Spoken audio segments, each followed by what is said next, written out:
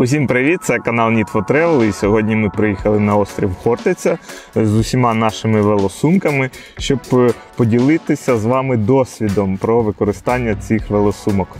Купувати велосумку чи може перший раз можна і без неї обійтися? Це питання нерідко виникає у велотуристів-початківців. І ми теж такими були, тому зараз ми розповімо вам про декілька варіантів велобаулів, які ми перепробували і які висновки ми зробили. Одразу хочеться попередити, що це відео не експертне, не рекламне, це тільки наш досвід. У вас може бути своя думка. У свій перший в житті велопохід, років так 10 тому, я пішла без жодної велосумки. По-перше, це було всього на 2 дні, не треба було багато речей. По-друге, це було досить тепло, тобто не треба було брати якісь там куртки чи щось таке великогабаритне. По-третє, в моїх друзів вже були велобаули. І, до речі, я ще не була тоді впевнена, що я буду регулярно ходити в велопоходи. Тобто мені не дуже хотілося витрачати свої заощадження зі стипендії на покупку велосумки. Тому я вирішила, що спальник, килимок і трохи особистих речей я можу запхати в такий ось 30-літровий рюкзачок і піти з ним. І перші 2-3 години мені дійсно було ще норм. Але коли ми почали підійматися вгору на четвертах, то плечі почали втомлюватися. А наприкінці походу вони просто відвалювалися. Навіть не дивлячись на те, що килимок я прив'язала до багажника. Хоча й вага була невелика, близько 7 кілограмів. Чесно кажучи, це було ще те випробування, але після цього велопоходу я зрозуміла, що я хочу продовжувати це, хочу ходити в велопоходи, але наступного разу я вирішила, що я все ж таки куплю собі велосумку в велопохід. А наступним моїм велопоходом виявився 2-тижневий велопохід по Туреччині від Анталії до Ізміра. Це виявився найтриваліший мій велопохід на той час. До речі, у цьому поході ми з Олею познайомилися. Але на той момент в мене вже був велобаул, я купив його за рік до цього велопоходу. Це велобаул штани об'ємом 45 літрів. Такі вже не випускають саме ця фірма, але є багато інших аналогів. Давайте розглянемо плюси та мінуси. Як я вже казав, тип баула – сумка-штани. Хоча я б назвав скоріше сумка-шорти. Зараз розповім чому. Баул складається з 3 відсіків. Найбільший і найбільш місткий – самий верхній відсік. Саме тому він набивається, як то кажуть, з гіркою. Отже, виникає дисбаланс, тому що дуже складно набити інші відсіки важкими речами. Враховуючи, що туристи не беруть з собою важкі речі та намагаються всіяк полегшитись. А коли ви приїжджаєте на стоянку, ви знімаєте той баул, вранці знову чіпляєте, і вам завжди треба цими ремішками кріпити. Це дуже довго, можна задовбатися. Сподіваюсь, у новітніх моделях вирішили цю проблему. Навіть та купа ремінців, які йшли в комплекті з цією моделлю, не справлялася з проблемою, і баул час від часу перевалювався.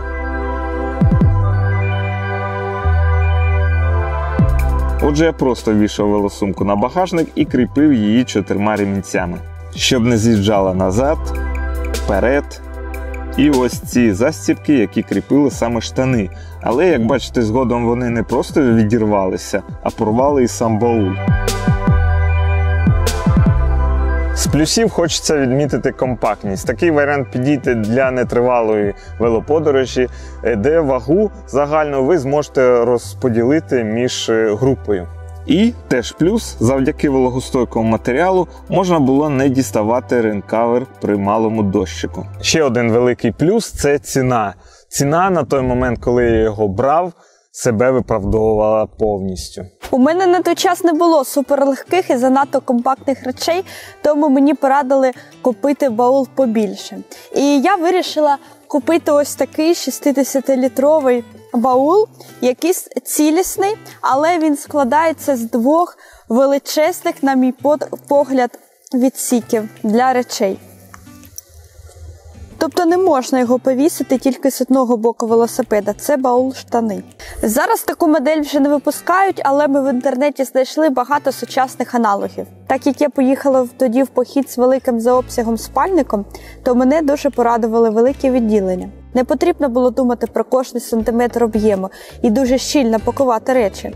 Все чудово вміщувалось і залишалося ще місце для їжі та загальних речей. При цьому баул не тріщав по швах. Але окрім великого відсіку, в баулі є ще більш дрібні відсіки – кишеньки, щоб покласти туди те, що ви не хочете втратити в великому об'ємі.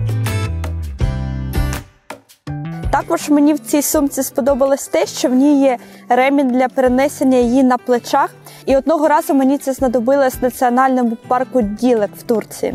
Мені не дуже сподобалось те, що баул все ж таки промокає під дощем і потрібно на нього брати окремий дощовик, так як він не йде в комплекті. І так як тоді дощовики на велобаули ще не були розповсюджені, то я взяла просто звичайну клейонку і використовувала її, щоб закривати баул від дощу, але, чесно кажучи, це було не дуже зручно. І так як об'єм в нього дуже великий, то якщо його сильно навантажити, а перед не навантажити, то може здаватися, що велосипед трошки тягне назад, але до цього звикаєш.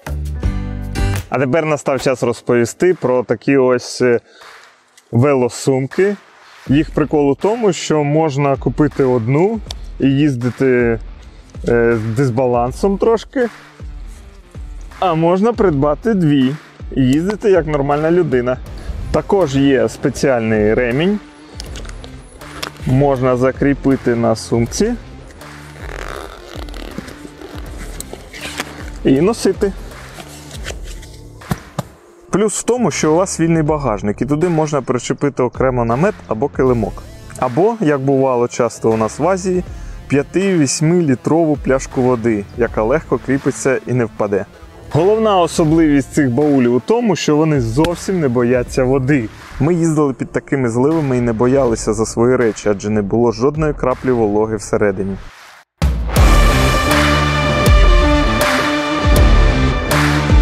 Ще величезна перевага в кріпленні таких сумок до багажника. Кріпляться просто за лічені секунди.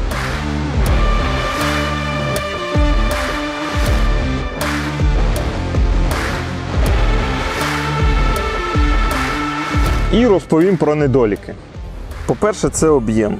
25 літрів – це той об'єм, при якому баул щільно закривається і не буде пропускати воду.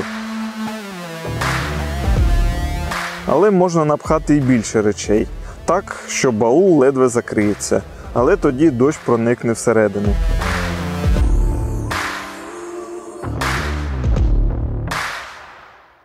І ще один недолік або незручність – це пластмаса.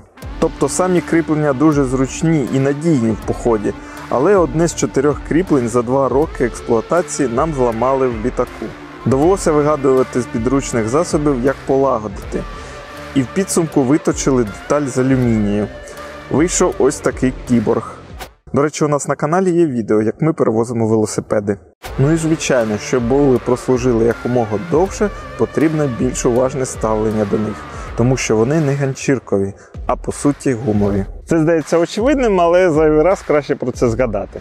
У цьому баулі є маленька кишенька, але діставати речі, які вам потрібні часто, не так уже й зручно, коли баул набитий. Тому бонусом розповім про декілька сумок, якими я користуюсь. Перша – це сумка під телефон, щоб було зручно дивитися на навігатор.